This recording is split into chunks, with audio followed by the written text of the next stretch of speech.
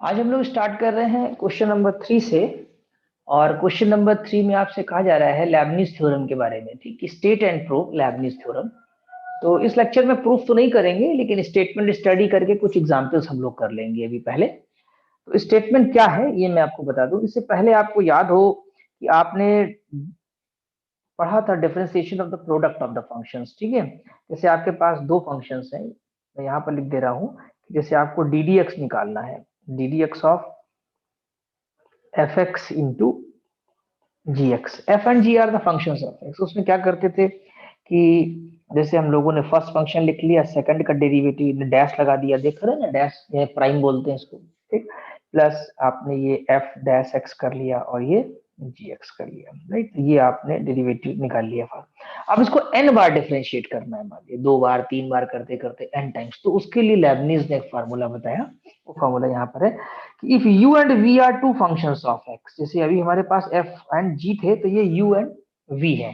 ये अगर देखें तो u ब्रैकेट में x लिख सकते हैं ऐसे करके, v और v के ब्रैकेट में x लिख सकते हैं। ठीक है, u and v are functions of x such that their derivatives of nth order exist।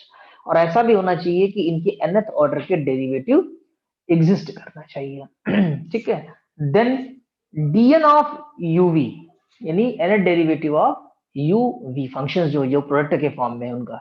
तो कैसे करते हैं, फार्मूला आपको समझना है।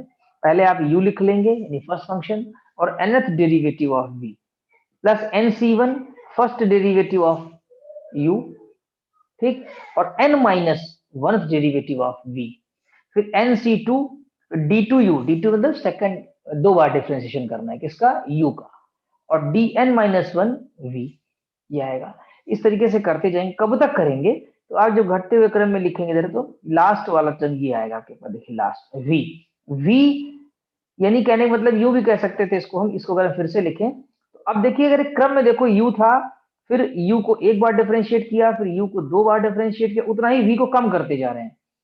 तो हमारा अगर देखा जाए तो बढ़ते बढ़ते dn u हो जाएगा, बढ़ते बढ़ते लास्ट में nth में, ये जो हम एरो बना रहे हैं यहाँ से यहाँ तक। ठीक, और v हमारा फ्री हो जाएगा, क्योंकि v पे पहले nth डेरिवेटिव लगा चुके हैं हम लोग, और यहाँ लास्ट में देखिए v बिल्कुल फ्री हो गया आकर के। ठीक, तो u का जो डिफरेंशिएशन है वो क्रम से बढ़ाते रहेंगे। पहले u विदाउट डिफरेंशिएशन है, फिर सेकंड टर्म में du हुआ है, थर्ड टर्म में d2u हुआ है, nth में आकर के dnu हो गया।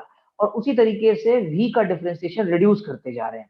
v पहले n बार डिफरेंशिएट हुआ, फिर v हमारा n minus one bar differentiate हुआ, फिर v हमारा n माइनस टू बार डिफरेंशिएट हुआ, और लास्ट में v हमारा फ्री हो गया।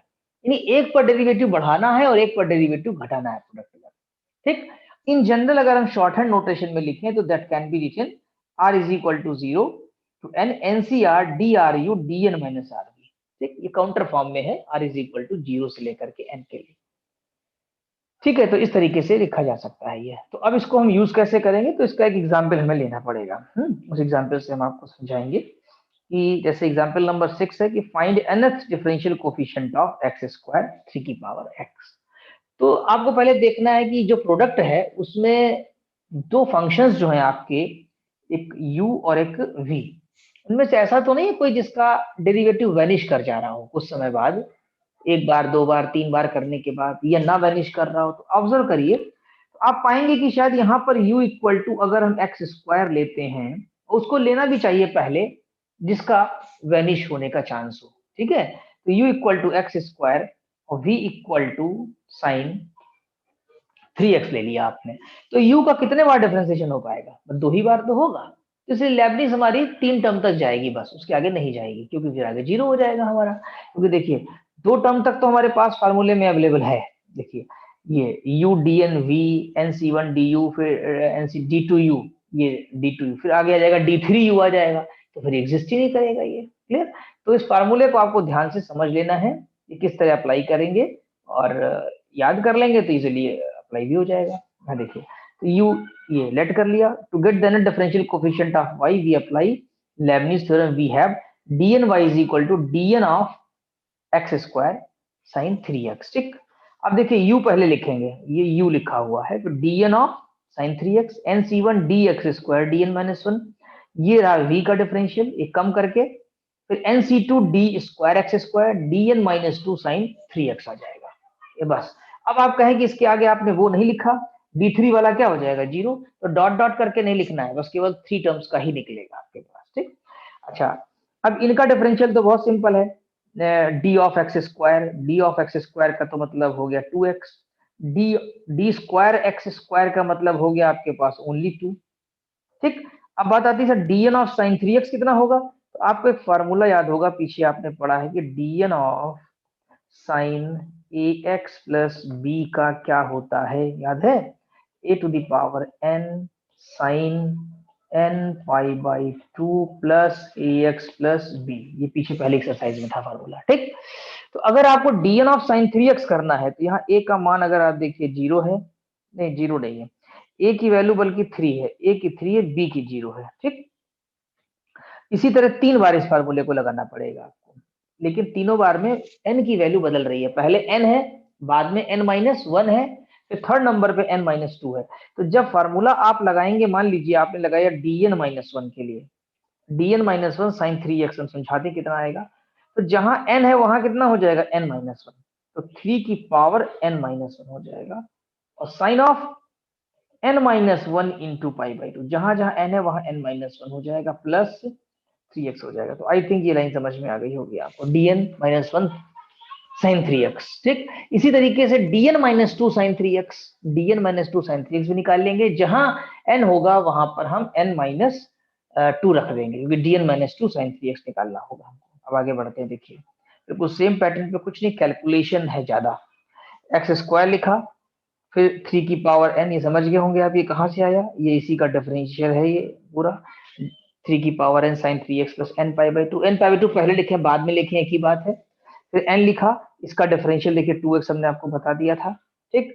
इसका पूरा पूरा डेरिवेटिव देखो ये लिखा हुआ है, यहाँ पर आइए, यहाँ से यहाँ आइए, वही चीज है कि नहीं, लास्ट वाला अपने आप आपको लिखना होगा इसके अंदर, ये वाला पूरा क्लियर, और ये वैल्यू रखिए nc2 की, ठीक है, यहाँ रखिए nc1 की, ये रख दिया, जहां n होता है वहां n-2 रखना पड़ेगा, क्योंकि n-2 बार करना है, बस आप इसको सिंप्लीफाई कर लीजिए 3 टर्म्स का, और ये आपका आंसर आ जाएगा।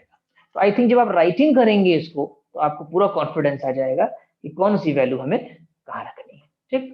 तो ये समझ में आ गया होगा। अब हम लोग डिस्कस करेंगे एग्जाम्पल नंबर 7, ठीक।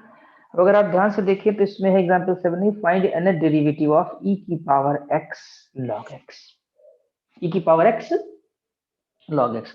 अब जैसे पिछले क्वेश्चन में हमने आपसे एक बार डिस्कस की थी कि प्रोडक्ट में ये देख लेना चाहिए किसका वैनिश कर रहा है, तो एक्स स्क्वायर का डेरिवेटिव 2 बार के बाद वैनिश कर जा रहा था, तो यू ले रहे थे, साइन 3x का तो वैनिश करेगा नहीं, ठीक।